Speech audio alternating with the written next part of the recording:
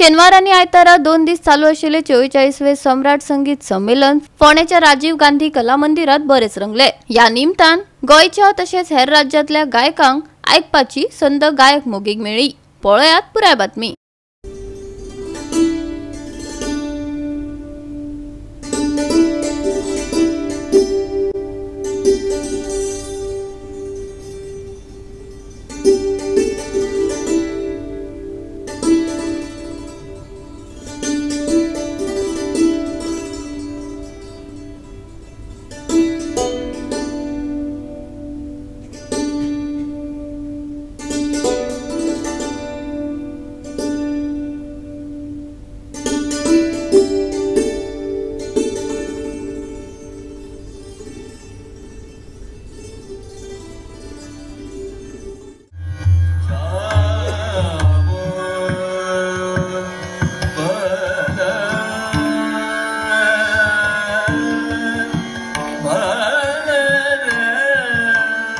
संगीत हे संस्कृतीचे प्रतीक मानले जाते।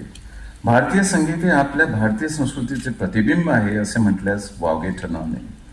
स्वराकडून ईश्वराकडे जाण्याचा हा एक सोपा सरळ मार्ग आहे।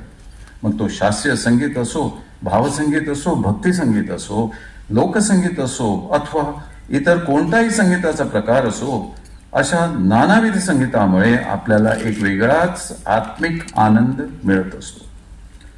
गोव्यातील व गोव्याबाहेरील अनेक दर्दी संगीत प्रेमी ह्या संमेलनास गेली कित्येक वर्ष हजेरी लावत असतात। सर्वांसाठी ही तर एक शास्त्रीय संगीताची मेजवानीच आहे। देशातील काही निवडक अशा अग्रगण्य दर्जाच्या संमेलनामध्ये आपल्या गोव्यातील सम्राट संगीत संमेलनाचे नाव प्रामुख्याने वरच्या क्रमांकावर घेतले जाते। व्हेरी गुड प्रोग्रेस आणि नवे एक फायनान्शियल डिसिप्लिन घालून दिला आणि आम्ही तांकां सगळ्यांक आता मदत करूंक जाय। कितेंय एक व्हडलो फंड तयार करपाची ताची इच्छा जाल्या आणि तो फंड करून आमी सेल्फ फायनान्स करपाचें हाजी फुडली संगीता अशें आमी येवजिलां।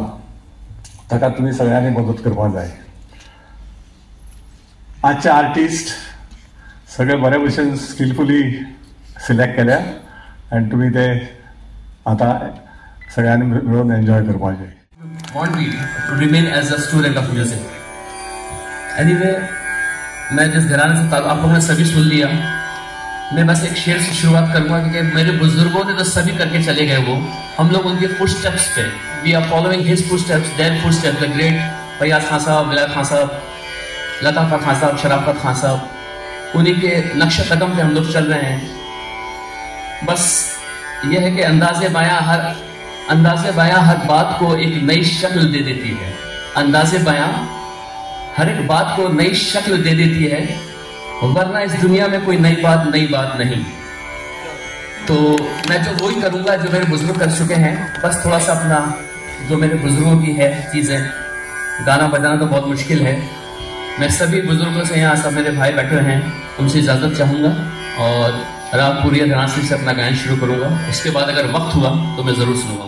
गोवा 365 खातीर कृष्णा नायक, समृता खणगांवकार, सानिका नागवेकर।